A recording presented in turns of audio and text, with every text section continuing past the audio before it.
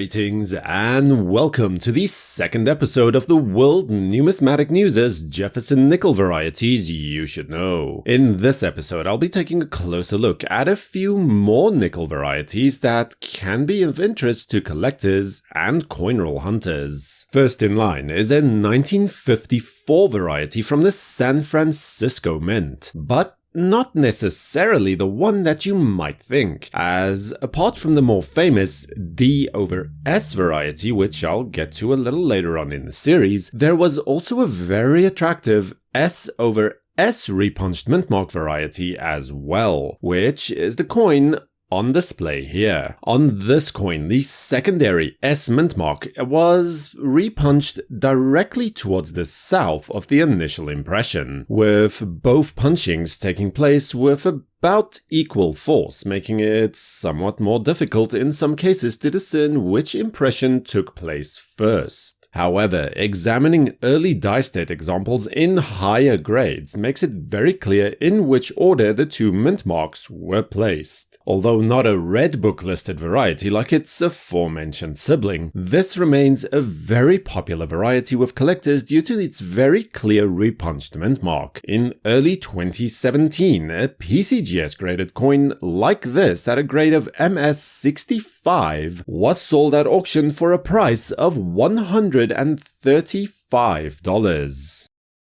The next coin is from an interesting year for Jefferson Nickels, 1955. The particular coin in question here is the 1955 proof nickel that displays class 2 doubling, or rather tripling, as this hubbing was performed at least 3 times, shifting slightly in between each one. It is usually noted that the tripling on this coin can be best detected on the last O of Monticello.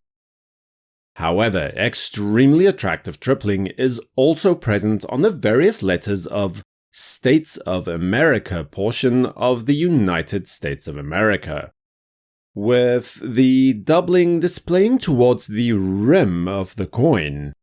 The motto of E pluribus unum is also tripled in a very similar fashion. In this portion, you can look towards the upper as well as the lower serifs of the letters to spot the unmistakable effect of a tripled die, while perhaps not as valuable as it could be with increased collector's interest. It does, all the same, fetch a significant premium over the regular non-variety counterpart of the same issue. By example, in 2016, a PCGS graded Proof 68 graded coin was sold at auction for $199.